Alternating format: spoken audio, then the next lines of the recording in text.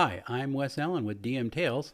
Took a couple weeks off because I had a project I was working on, but now I am back trying out a new camera. This is now the Mevo Start, and today I'm going to be talking about the Impatient Cleric.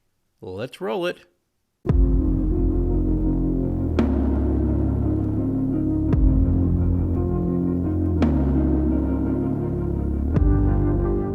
So for my Hallmark campaign, I was running two different groups. The first was a group that it was originally designed for. That was my friends and my neighbors, who were newcomers to role-playing games, and I needed to have something that could really kind of encourage them to go down a path. It was kind of fun. That's why I chose to follow Hallmark movie tropes. The second group was the Monday Murder Hobos, and that's the folks that I've talked about a lot more on this channel. And they're more experienced role players and really get into the different scenes and get up to hijinks, really.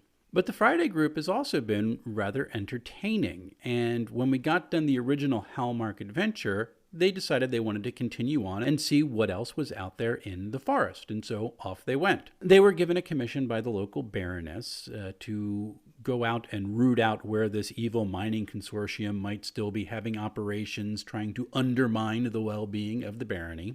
And so they became captains of the king's militia, got a little stipend, and sent off to go find out what was what. And their first stop was to an old manor house that existed somewhere near the center of the forest, not too far from where the Baroness's current estate was. This apparently had been set up as a temporary regional office for the consortium, and they wanted to go and make sure that they were packing up or were definitely moving out. And on their way, I rolled in my random monster table that they were going to have an encounter, and so along this forest path they bumped into several kobolds who had been hired by the mining consortium to come and work in their local copper mine. They were just kind of roaming around looking for work. So they just assumed that everybody who was in the forest would be part of this mining consortium. At least that's what they were told. And they began to ask the players, well, where's the mine? We're looking for the mine.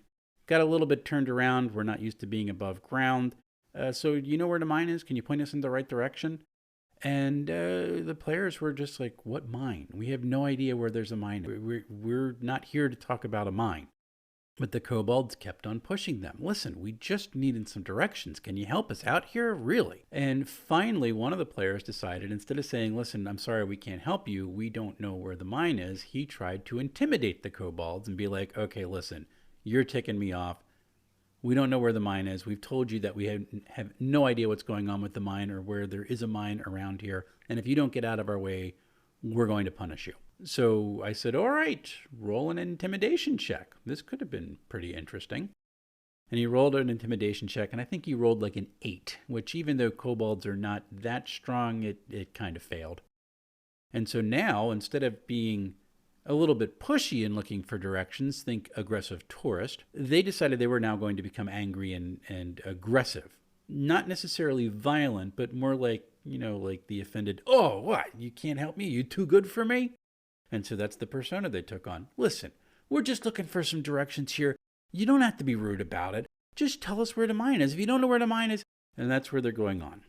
That kind of went on for a couple of minutes there because the players were not getting to the point of saying, we don't know anything about a mine. Would you please get out of the way? They tried intimidation instead of reason. And so they were kind of puffing their chest, and that went on. I was having some fun. And they were just going to pack up and leave and be like, okay, fine, listen, you can't help us, that's great. You're a bunch of jerks, and just walk on.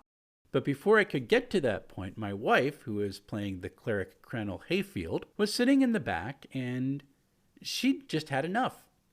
No, what she was annoyed with was me, because she's like, can you just let the story move on, please? This is getting tired.